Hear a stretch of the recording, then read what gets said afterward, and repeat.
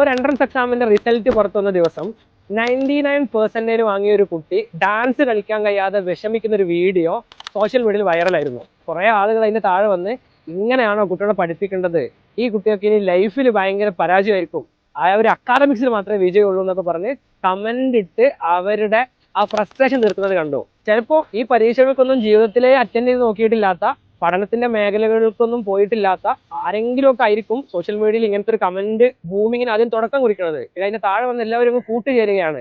യഥാർത്ഥത്തിൽ ആ കുട്ടിക്ക് ഡാൻസ് കളിക്കാൻ പറ്റുന്നില്ലെങ്കിൽ എന്താ പ്രശ്നം?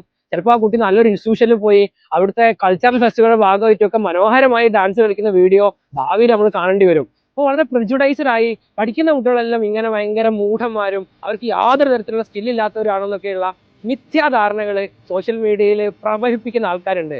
അവർക്കൊപ്പം ചേരാതെ പഠിക്കുന്ന കുട്ടിയായിട്ട് മാറാനാണ് നമ്മൾ ഓരോരുത്തരും ശ്രമിക്കേണ്ടത്. എൻട്രൻസ് പഠിക്കുന്ന ഒരു കുട്ടി അല്പം ഡാൻസ് കളിച്ചിട്ടില്ലെങ്കിലും പ്രശ്നമില്ല, അയാളുടെ സ്റ്റെപ്പുകൾ കുറച്ച് മോശമായാലും പ്രശ്നമില്ല. അപ്പൊ ഇത്തരം വീഡിയോകൾ കാണുന്ന കുട്ടികളോട് എനിക്ക് പറയാനുള്ളത്, ഇതിന്റെ കമന്റ് ബോക്സുകളൊക്കെ കണ്ട് പഠിക്കുന്നത് എന്തോ ഒരു മോശം കാര്യമാണ്, അവർ ഡാൻസ് കളിക്കാനൊന്നും അറിയാൻ പാടില്ല തുടങ്ങിയ തരത്തില്, എന്നാൽ ഫേക്ക് ആയിട്ട് റാങ്ക് കിട്ടിയ കുട്ടികളെ തലേ ദിവസം രാത്രി പ്രാക്ടീസ് ചെയ്യിപ്പിച്ച് ഡാൻസ് കളിപ്പിക്കുന്നവരുണ്ട്.